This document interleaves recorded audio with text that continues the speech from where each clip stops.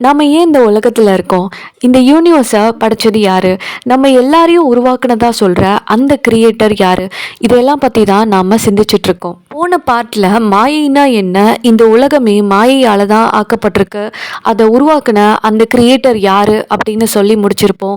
இந்த வீடியோல நாம அந்த முப்பொருள் உண்மையை பத்தியும், அந்த கிரியேட்டர் யாருங்கிற பேருண்மையை பத்தியும் நாம இதுல பார்க்க போறோம். ஒரு உயிருள்ள பொருளால் மட்டும்தான் கிரியேட்டிவாக ஏதாவது பண்ண முடியும் அப்படின்னு சொல்லியிருந்தோம். அப்படி இருக்கிறப்போ இந்த பிரபஞ்சமே ஏதோ ஒரு உயிருள்ள பொருளோட கிரியேட்டிவிட்டியால் உருவானது தான். பூமியில் இருக்கிற மனிதர்கள் ஆகிய நாம இந்த பிரபஞ்சத்தை உருவாக்கலை. சரி, வேற்று உலக வாசிகள்னு சொல்கிற ஏலியன்ஸோ இல்லை வேற உலகத்தில் இருக்கவங்களோ இந்த பிரபஞ்சத்தை உருவாக்கியிருக்காங்களா அப்படின்னு பார்த்தோம்னா அவங்களுமே இந்த பிரபஞ்சத்துக்கு உள்ளதான் இருக்காங்க. அவங்களாலையுமே இந்த பிரபஞ்சத்தை உருவாக்கியிருக்க முடியாது. இந்த பிரபஞ்சத்துக்கு வெளியில தொடர்பு இல்லாத ஏதோ ஒரு கிரியேட்டர் இந்த யூனிவர்ஸை கிரியேட் பண்ணியிருக்காரு. யார் அந்த கிரியேட்டர்? எதுக்காக இவ்வளோ பெரிய பிரபஞ்சங்களை நமக்காக உருவாக்கியிருக்காரு? இதை தெரிஞ்சுக்கணும்னா காலமே உருவாகாத காலத்துக்கும் முன்னாடியான ஒரு இடத்துக்கு நாம போகணும். அந்த காலமே இல்லாத இடத்துல 3 பொருள் இருந்தது. ஒன்று பேரறிவுள்ள ஒரு பொருள், 2வது சிற்றறிவுள்ள பல உயிர்கள், 3வது அறிவற்ற மெட்டீரியல் திங்ஸ். அந்த பேரறிவுள்ள உயிரும் அந்த சிற்றறிவுள்ள உயிர்களும் ரொம்பவே மகிழ்ச்சியா வாழ்ந்துகிட்டு இருந்தாங்க. ஆனா அந்த சந்தோஷம் ரொம்ப நாள் நீடிக்கல. அந்த சிற்றறிவுள்ள உயிர்கள் இயற்கையாகவே அறிவு கம்மியா இருக்கு அப்படிங்கிறதுனால அது எப்பொழுதுமே கெட்ட விஷயங்களையே அதிகமா நாட ஆரம்பிச்சது.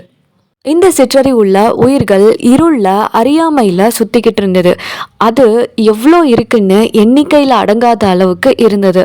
அந்த உயிர்களோட எண்ணிக்கையை அளவிட முடியலனாலும் அதோட அறிவை நம்மால அளவிட முடியும். அந்த அளவுக்கு தான் அதுக்கு அறிவு இருந்தது.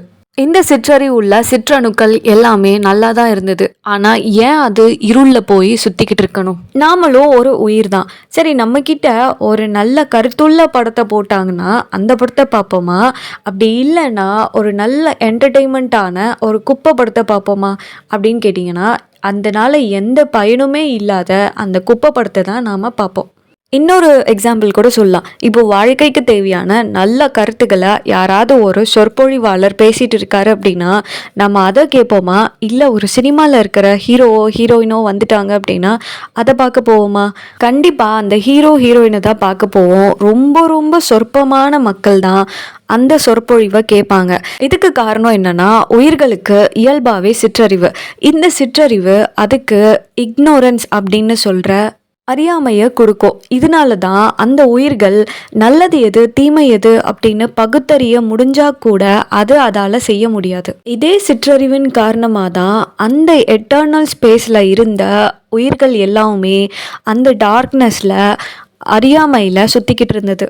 அறியாமையில் கெட்டதை நோக்கி போனதுனால அந்த உயிர்கள் தங்களோட சக்தியை இழக்க ஆரம்பிச்சது. வாழ்க்கைக்கு தேவையான நல்ல விஷயங்கள் எதையுமே பண்ணாமல் கெட்ட விஷயங்களை மட்டுமே என்டர்டெயின்மெண்ட்டுங்கிற பேரில் நாம் எல்லாரும் பண்ணிக்கிட்டே இருந்தோம்னா கடைசியில் நம்ம வாழ்க்கையும் மேல் நோக்கி போகாமல் கீழ் நோக்கி தான் போயிருக்கோம். அதே மாதிரி தான் இந்த உயிர்கள் இருளில் போய் சுற்றிக்கிட்டு இருந்ததுனால அதோட அறிவை மேம்படுத்த அது எதுவுமே பண்ணலை. அறியாமையின் காரணமா இருளுக்குள்ள வந்த இந்த சிற்றறிவுள்ள உயிர்கள் எல்லாமே கொஞ்ச நேரத்துக்கு அப்புறம் அதோட தன்மையை இழக்க ஆரம்பிச்சது. அதோட எனர்ஜி சோர்ஸ் எல்லாமே போனதுனால இப்போ அசைய முடியாத ஒரு நிலையில அந்த இருள்லையே மாட்டிக்கிச்சு. இந்த நிலைய கேவல நிலை இல்லைன்னா பாடான நிலை அப்படின்னு சொல்றாங்க. ஆன்மாவால அசைய கூட முடியாம எனர்ஜி எல்லாம் போய் அந்த இருள்லையே வசமா அகப்பட்டுக்குச்சு. நாம் இங்கேருந்து தப்பிக்கணுமே, யாராவது நம்மளை காப்பாற்ற மாட்டாங்களா அப்படின்னு ஒவ்வொரு உயிர்க்குள்ளேயும் ஏதோ ஒரு எண்ணம் தோன்றிக்கிட்டே இருந்தது. இந்த எண்ணம் தான் மூல கர்மம் அப்படின்னு சொல்லுவாங்க. அதாவது இதுதான் எல்லா கர்மாவுக்கும் முதல் கர்மா. உதாரணத்துக்கு நம்மளே எடுத்துக்கோங்களேன். நல்லா ஜாலியாக இங்கிருந்து அங்கே நடந்து சுற்றி தெரிஞ்சுக்கிட்டே இருக்கோம். திடீர்னு ஒரு தடவை ஏதோ ஒரு குகைக்குள்ளே போய் ஒரு இருளில் மாட்டிக்கிட்டோம். அங்கேருந்து வெளியில் வர நமக்கு வழியும் தெரியல. ரொம்ப நேரம் அங்கேயே சுற்றிட்டு இருந்ததுனால நம்ம எனர்ஜியும் வேஸ்ட்டாக போச்சு. இந்த நேரத்தில் நாம் என்ன பண்ணுவோம்? அதே இடத்துல அசைய முடியாமல் உட்காந்துருவோம். யாராவது நம்மளை காப்பாற்ற மாட்டாங்களா? இங்கிருந்து தப்பிச்சு வெளியில் போகணுமே அப்படின்னு நமக்குள்ள ஒரு கன்மம் உருவாகும். இந்த ரீசெண்டாக ரிலீஸ் ஆன மஞ்சுவல் பாய்ஸ் படத்தை நம்ம எல்லாருமே பார்த்துருப்போம். பார்க்காதவங்களுக்கும் சொல்கிறேன். இந்த மாதிரி தான் அவங்களோட ஃப்ரெண்டு ஒரு குகைக்குள்ளே போய் விழுந்துருவார். அந்த குகையோட ஆழம் கிட்டத்தட்ட 900 ஃபீட் கிட்ட இருக்கும். அந்த மாதிரி ஒரு குகையில் பாதியில் போய் விழுந்து மாட்டிப்பார். அங்கேருந்து வெளியில் வர்றதுக்கு வழியும் தெரியாமல் எனர்ஜியும் லாஸ் ஆகி அந்த இருளுக்குள்ளேயே அகப்பட்டு மாட்டிப்பார். கிட்டத்தட்ட இதே மாதிரியான ஒரு நிலையில தான் உயிர்கள் அந்த எட்டர்னல் ஸ்பேஸில் இருளில் மாட்டிக்கிட்டு தவிச்சது. யாராவது வந்து நம்மளை காப்பாற்ற மாட்டாங்களா அப்படிங்கிற ஒரு மூல கன்மம் தான் அதுகிட்ட இருந்தது. அந்த மஞ்சுவல் பாய்ஸ் படத்தில் அந்த குகைக்குள்ளே விழுந்த நபரை காப்பாற்றுறதுக்காக அவரோட நண்பர் அவர் மேலே வச்சிருந்த அன்புனாலையும் பெரும் கருணைனாலையும் அந்த குகைக்குள்ளே இறங்குறதுக்கு முற்படுவார். யாருமே போகிறதுக்கு தயங்குற அந்த குகைக்குள்ள அன்பின் காரணமாக அவரோட நண்பர் இறங்க தயாராவார். இதே மாதிரி தான் எட்டர்னல் ஸ்பேஸில் சத்து சித்து ஆனந்தம்னு சொல்கிற சச்சிதானந்த நிலையில் எப்பொழுதுமே பேரானந்தத்திலேயே அந்த பேரறிவுள்ள உயிர் பொருள் இருக்குது. அன்பு அதுக்கு முழுமையாக நிறைஞ்சிருக்கிறதுனால தான் அதுக்கு பேரறிவே கிடைக்கப்பட்டிருக்கு. அன்பின் உருவமாக இருக்கிற அந்த பேரறிவுள்ள உயிர் பொருள் இந்த உயிர்கள் இருளில் கஷ்டப்படுறத பார்த்த உடனேயே அதால் தாங்கிக்க முடியலை. அந்த பேரறிவுள்ள உயிர் பொருள் நினச்சது அப்படின்னா இந்த சிற்றறிவு உள்ள உயிர்கள் எல்லாத்தையுமே ஈஸியாக அந்த இருளில் இருந்து காப்பாற்ற முடியும்.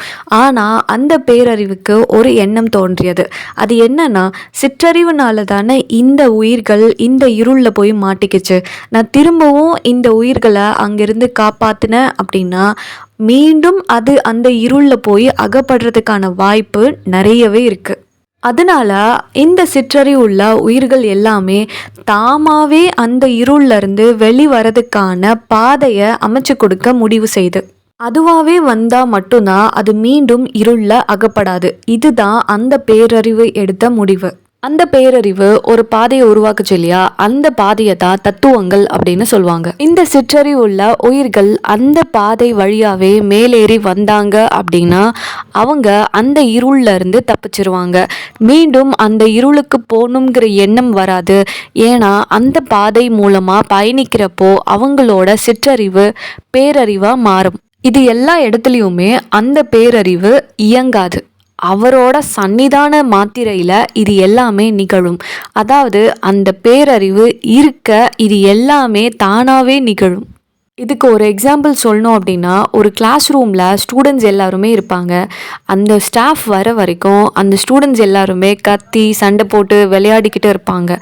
ஆனால் அந்த ஸ்டாஃப் வந்த உடனேயே எல்லா ஸ்டூடெண்ட்ஸும் அமைதியாகிடுவாங்க. இது எப்படி நடந்தது? அவர் பேசலை, கத்தலை, அடிக்கலை, எதுவுமே பண்ணல. அவர் வந்து நின்ன உடனேயே அங்கே இருக்கிற ஸ்டூடெண்ட்ஸ் எல்லாம் அமைதியானதுக்கு காரணம் என்ன? அவருக்கு இருக்கிற அந்த பவர். அதே மாதிரி தான் இந்த பேரறிவு இருக்க இது எல்லாமே நிகழும். ஏன்னா அந்த பேரறிவு தன்னோட பவரை பயன்படுத்துது. அந்த பேரறிவுள்ள உயிர் பொருள் இந்த உயிர்களை சுற்றி ஒரு பொய்யான உலகத்தை கட்டமைக்குது. அதுதான் இந்த பிரபஞ்சம். இந்த பிரபஞ்சத்தை உருவாக்குனதுனால அந்த பேரறிவை நாம் கிரியேட்டர் அப்படின்னு சொல்லலாம். இதிலிருந்து தப்பிக்கணும் அப்படிங்கிறதுனால ஒரு மூல கன்மம் உருவாச்சு அப்படின்னு சொன்னல. கன்மம் அப்படிங்கிறத இன்னும் புரிகிற மாதிரி சொல்லணுன்னா, ஒரு விஷயத்த நான் அனுபவிக்கிறேன், அது இன்பமாக இருக்கலாம், துன்பமாக இருக்கலாம், அதை ஒரு உயிர் உணருதில்ல, அதன் மூலமாக அது எதையோ ஃபீல் பண்ணி நினைக்குதில்ல, அதுதான் கன்மம். இந்த பிரபஞ்சங்களை உருவாக்கி அதில் இந்த உயிர்களுக்கு ஒரு பொய்யான அனுபவத்தை கொடுக்குறப்போ நல்லதையும் கெட்டதையும் இந்த இடத்துல உணர்ந்து அது விளக்கி நல்லதை தேர்ந்தெடுத்து வரப்போ அதுக்கு பேரறிவு கிடைக்கும் அப்படின்னு அந்த கிரியேட்டர் ஃபீல் பண்ணுறாரு. அதனால ஒவ்வொரு சிற்றறிவை சுற்றியும் ஒரு பிரபஞ்சங்களை உருவாக்குறாரு.